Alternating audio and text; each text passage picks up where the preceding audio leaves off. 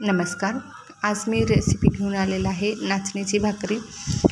पातळ आणि मऊ कसं भाकरी करायचं नाचणीचे हे सांगते.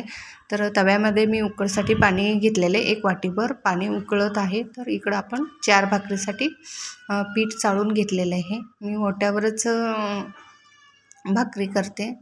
तर पीठ चाळून घेतलेलं आहे. तर पाणी पण गरम झालेलं आहे, उकळलेलं आहे, बघू शकता. तर आपण हे पाणी खूप गरम आहे, त्यामुळे आपण एखाद्या हातात चमचा किंवा उलटणं घेऊन आपण हे सर्व पाणी व्यवस्थित मिक्स करून घ्यायचं पिठामध्ये. बघू शकता थंडावा देणार आहे, थंड पदार्थ आहे नाचणी.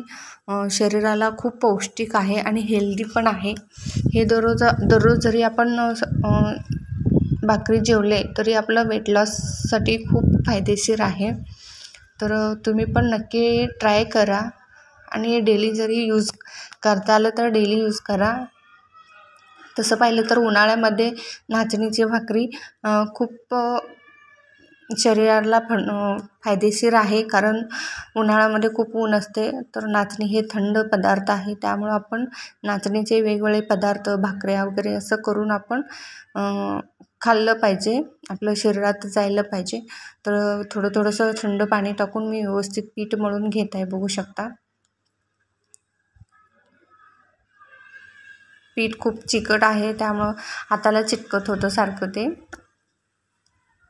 अशा पद्धतीने छानपैकी आपण व्यवस्थित मळून घ्यायचं 3-4 वेळा वर खाली वगैरे आपल्या हाताच्या ह्याच्याने. बघा, छानपैकी मळलं की भाकऱ्या खूप छान आणि मस्त मऊ लुसलुशीत आपल्या भाकऱ्या होते. बघा,